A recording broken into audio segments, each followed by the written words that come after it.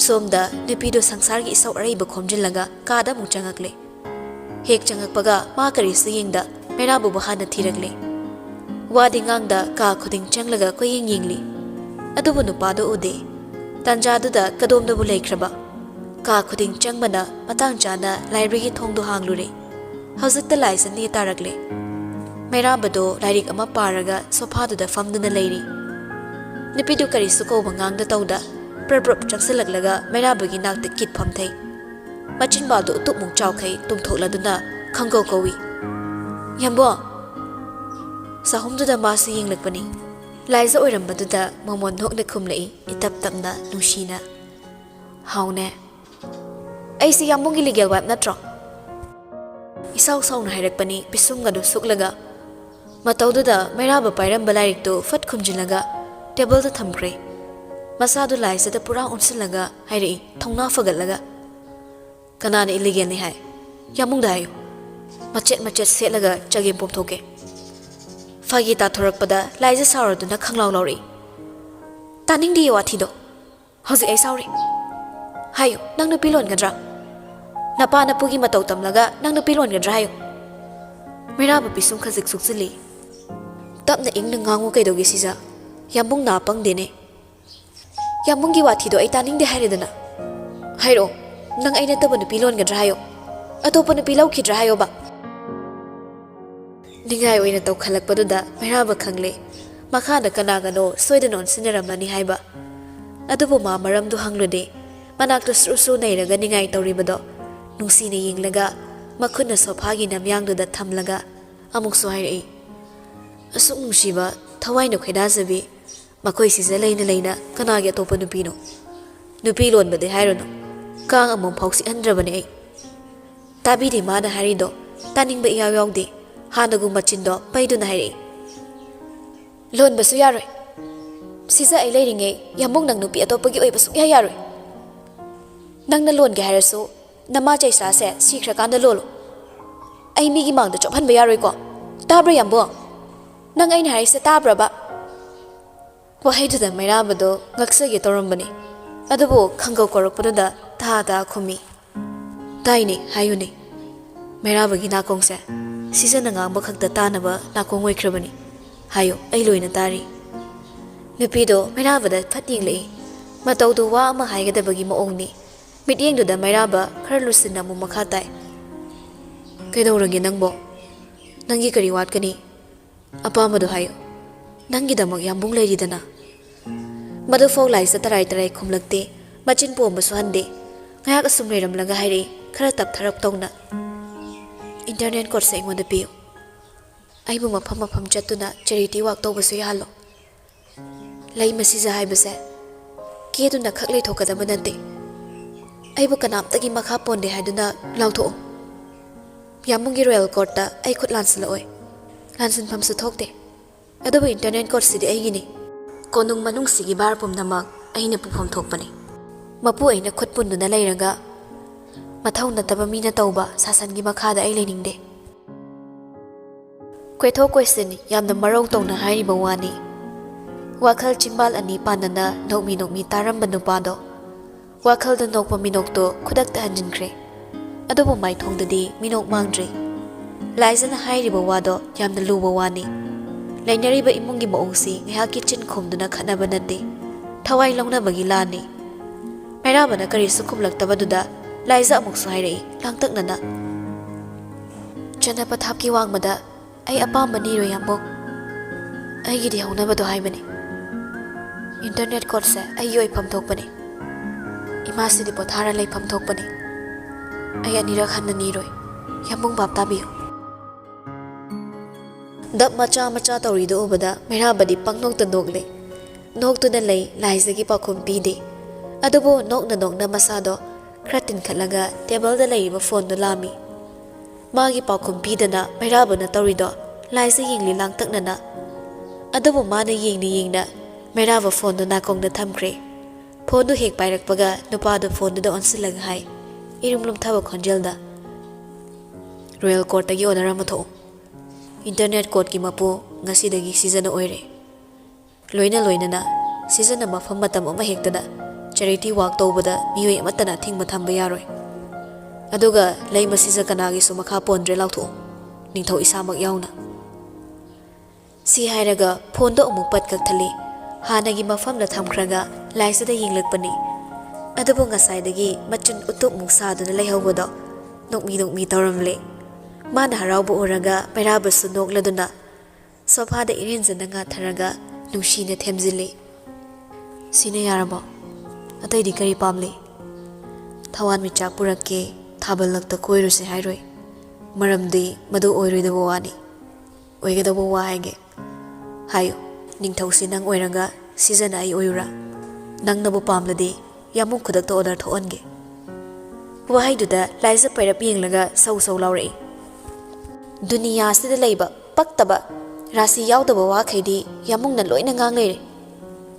mairaba khumraktre tamna noktuna leikhre magi apamba fanglabada nupido amuk hanna phu hawalaga prabab thokre magi aningbadi thungankre adubo nupadogi apambadi hangbiramdre tawriba ningai ado nungsi ningai oirabadi thamoina kayagi matik pelamgadaba adubo penthok pahiba thamoini manakta lengdana leirabasina apenba sakri nupado laisana mit ingi pallan khrabada yenglama mit ingsu table da leiriba lairik ado paikhatlaga maduda oina onsinkre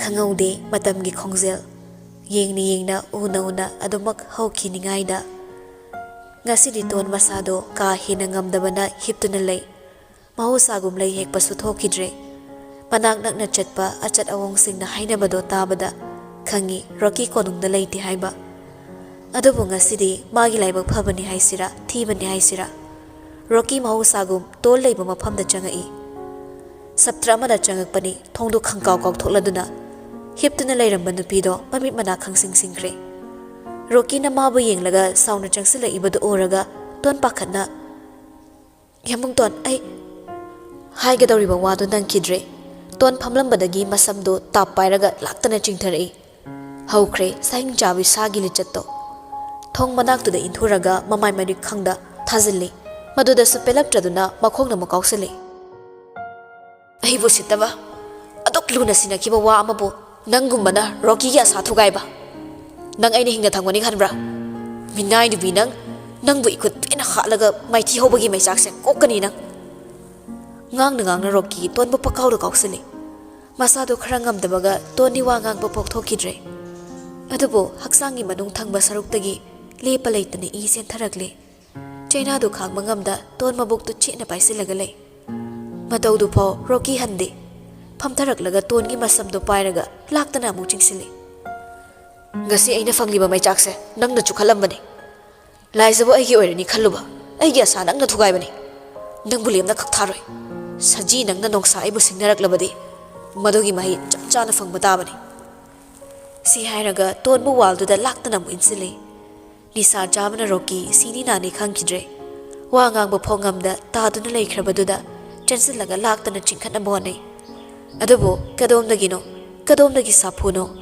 akanba sapu amaga loinana rocky bu khongpangna kauthorei sapu do ki mati kan kibana rocky fana sangna chathoklaga takre adubo ma rocky bu hana yenglamdre taduna leiba tongi nakta prabab chansilaga yam thona konkhatli ton se tabra ina korisa tabra hanjel du da ton yam wahana mamit pangakle masadagi chetharakpa ina mafam du pongangang labani mabu langtakna na yengliba robot po bada ton yam wana dada anga wahai du da robot ton gi masa tapna yengtharei makhotna mabuk tu chena pai du na leiri na yeta hakchang dagi thorakpa ina sinthongle matau du da robot gyan takre masadu pakhatna ton bu yap thuna konkhatlaga mafam du dagi puthorakle na yeta leiramli basing ado loina chatsilakle robot nupa sing du da yenglaga pakhatna lauri ambulance yam thuna to royal clinic te yari wahai du da mayam du mahai me chenaraga ambulance thodoknarakle thintha batau da ton bu yam thuna hapkali chalamdai mi kup tu da ton gi makhut chena pairaga hairei ai lakani ai bugairam nangai bugairam da bayaroi Pakhatna hairakpani langtaknana Robert ki maithong uraga ton China lakta momo noglei minok tega loinana mamitu tapna uishinkre mayamdo mahimai gari thodoknaraga yam thona chatnakre oikriba matawduda Robert chap yumna lefawre yumdugi manakta toina chatuna leibana ngasi tonbo hingna uba phangmani adubu oikiba changi phibamduda Robert masadu leitadre ipa pakhatna masu matung inage khanna nakanda khamni gari do adomna chatke tawi adubu khangaude mikof aduda tonglomdagi nongmai namlei chapleplaga masadu leiduna yenglei kanabu oigani Rocky natana Robana onsilaklabada nongmai do tapna thangtharaga hairi aigi aning bathugaibada mateng panglisidi huinang oireko ngang na khongkap amani tapna tapna naksilaklaga makha tarai kaisu leitama nanggumana ningthaugi manaw aingonda nakhongna kawbasai masida natana ai apambagi mayokta lepa aina nangbu karamna dandi yengo wahaidu hairamna Rocky masadu fat amu handoklaga nakanda leiriba gad kharaduda yenglaga hai siam thu fazilo migi saklo munba huisi mapudugi manakta puraga masak takpiruge Rocky ni hairibasu mayamdo Robert te hek sokpa ngamde mairambagi thawai mangagi manungda ama oiriba chanaba marumni Robert wangangde adubu pukningdadi leple ngasi Rocky gi maikhom hangdoklage khanda wadi ngang da gad singduda haifetang yenglamlaga mana mang tharaga chatkre magi matawda Rocky Robert pu khana yenglaga tung ilei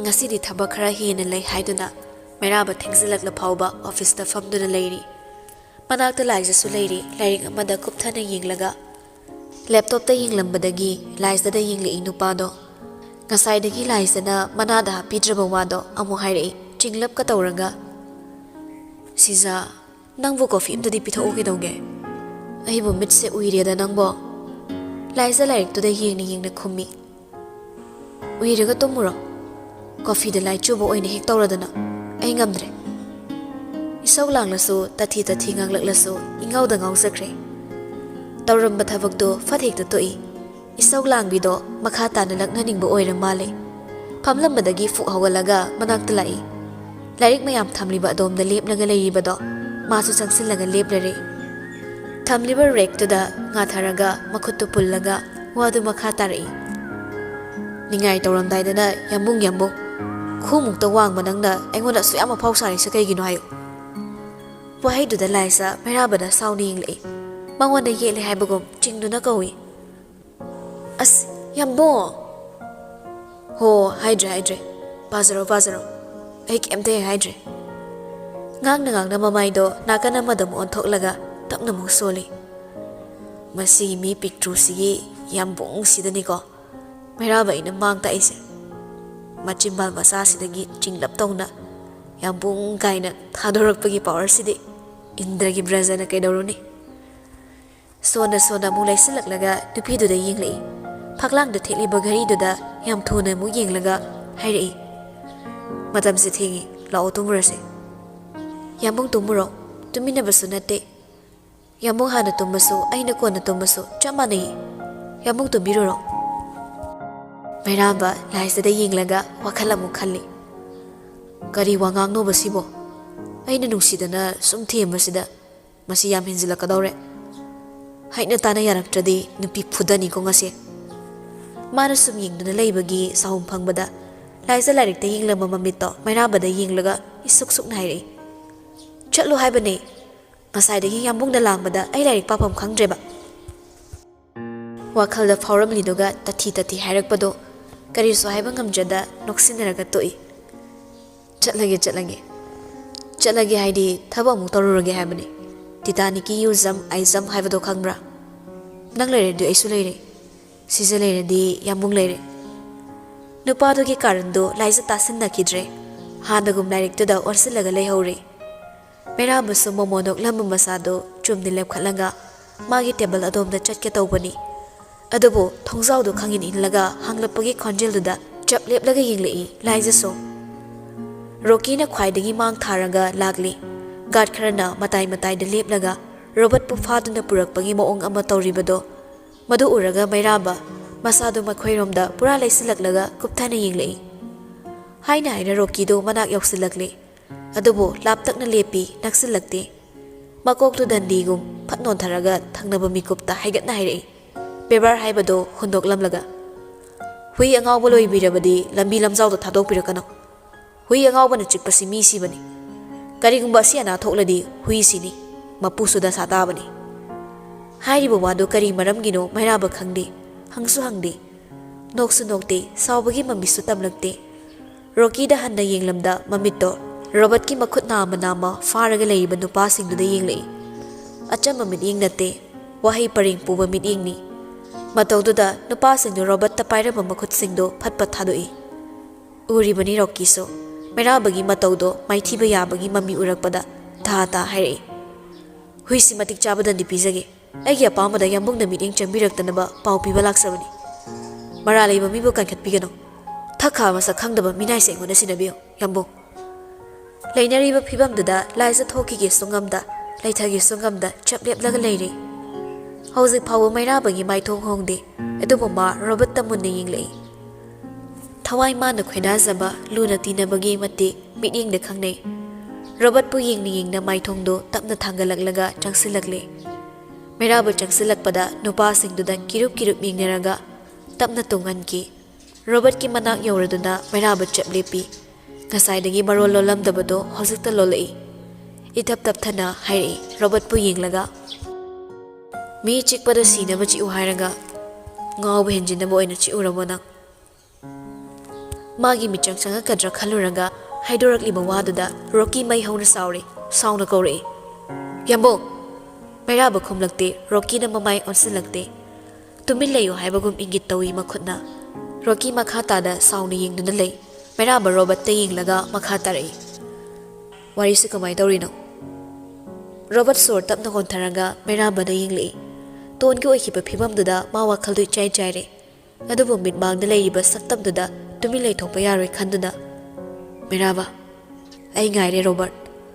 Robert ki may thongda pakat pagi mitari. Mafam duda kuy na lepning dabana maso meraba da khara changsilaglaga sontang na nahari. Samlak pamuongda thokiba thawdo ngasigi oikiri phibam tongi matang yorakpada Robert Khonjel ni iroi loibada yangwana Khonjel khazik thokna solei meraba royal family gi ini maduda sunatana angang do phibam ta khitre kari phibam dano mana hozik leram doise wari singdu munna tarambani hana go mai thongdo iting tingi adubo Robert ki lengzum da makhun anirak ahumlak pop thai Howsing Meraba na kay Dorakani, kanana so hay bangamde. Rocky so Meraba gi yaka ying bani. Atubo howsing pauba, mangona kari so hay nagtre. Ahoy na dom, Robert ki manakta gi handok laga, Liza ki manakta changkre. Chaplep to na ying lambano piso, Meraba lakpo ubada, mamito, tagup ying lagalay. Ying ni ying na nupado, changsil laga leblare.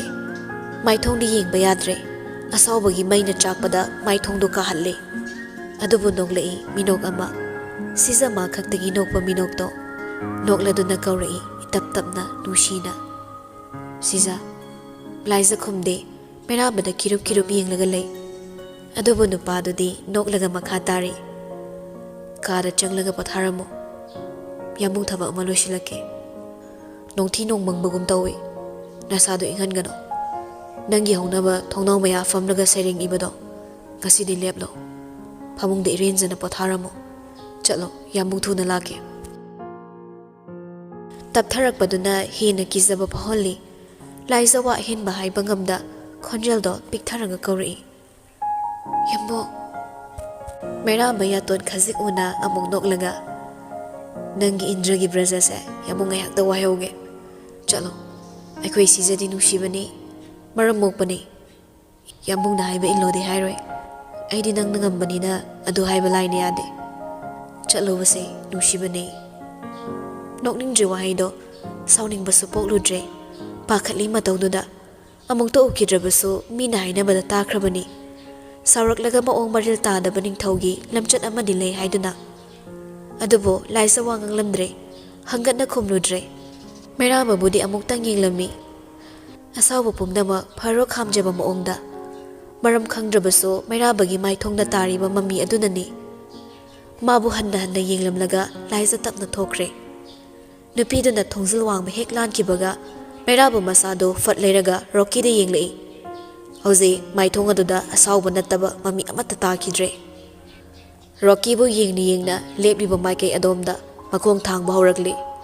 Kham thengnage tawba makai suklaba amuba pisum ani dugi marumda sawni yengliba mideng aduga loinana thangliba khongthangni khongthang aduga loinana khwangda phariba bel peti du lauthorakle. Walan amatta ngangda Rocky gi nakta prap thaksilaglaga pairiba bel tuna mamai mamit khangda kansili. Mataudo kanana su khamluba ngamdi mai mai chap chap leptuna leinare haina haina Mairaba hande Rocky so makhutna mamai do khanduna khangli. Adubu hanba kauba leiti belgi makhoktuna mathong maram khangdana amuk thomjilli. Saphudo atoki mati kankibana Rocky makoktagi isen tharakle. Madu fau pendraba Mairaba pairiba bel to laktana langthokraga makhutna mu phuba horai. Makhut hanba ngamda Rocky laimaida tukre. Asiba mida phobagum nisagi mani leibana Rocky machi lengba ngamdre.